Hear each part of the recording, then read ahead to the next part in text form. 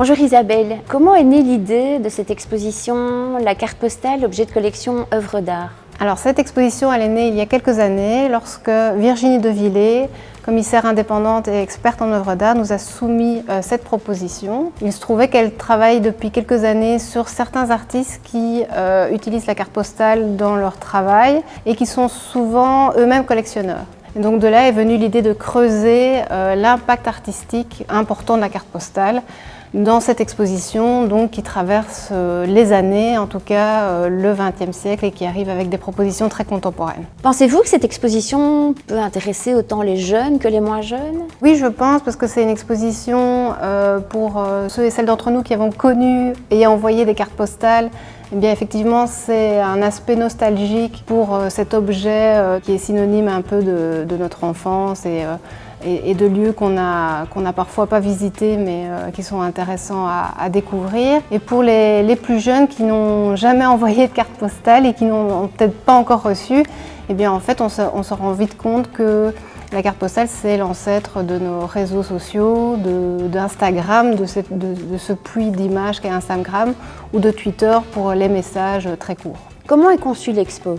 Alors l'exposition elle a été conçue en 4 parties. Le point de départ c'est Francis Picabia, ce grand artiste du début du XXe qui va beaucoup utiliser la carte postale.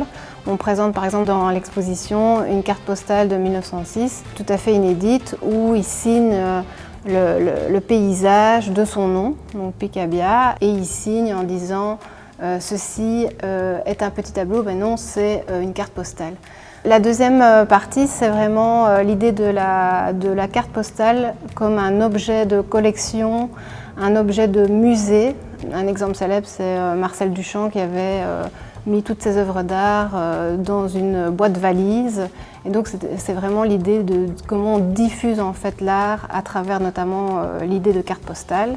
Une troisième partie, c'est cette notion de temps et espace qui est beaucoup repris par les artistes conceptuels, qui est le constitutif en fait de la carte postale, puisque la carte postale, elle est envoyée à un moment donné à une personne à l'autre bout, parfois de la planète. Beaucoup d'artistes ont joué avec cette notion de temps, comme les artistes du mail art. La dernière partie, ceci est davantage qu'une carte postale, ça révèle aussi tous les stéréotypes qui ont été véhiculés depuis très longtemps par la carte postale et qui constituent un peu une espèce de lieu commun de l'inconscient collectif. Et comment certains artistes vont vraiment déconstruire ces lieux communs, déconstruire ces stéréotypes dans des perspectives aussi très actuelles, c'est-à-dire décoloniales ou féministes. Il y a également le 7e ciel, où il y a toute une partie de l'exposition à découvrir.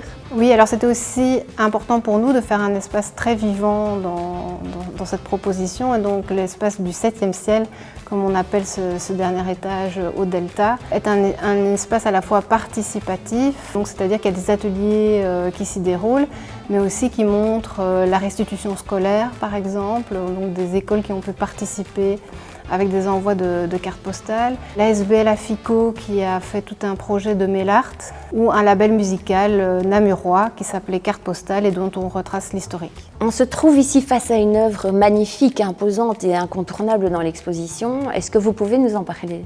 Oui, c'est une œuvre d'Oriol Villanova, un artiste espagnol mais qui vit depuis de nombreuses années à Bruxelles. Cette œuvre s'intitule Tout et rien, rouge et noir. C'est une œuvre composée de 1300 cartes postales, toujours avec la même typologie, c'est-à-dire des objets de collection privée et publique qui sont présentés sur fond rouge ou sur fond noir. L'artiste a aussi instillé quelques éléments facétieux parce qu'on peut retrouver au détour d'une carte postale une image de chat ou d'un bodybuilder. Et donc c'est une œuvre en fait qui interroge le goût dominant et l'infiltration de la culture populaire parmi la culture héritée des institutions.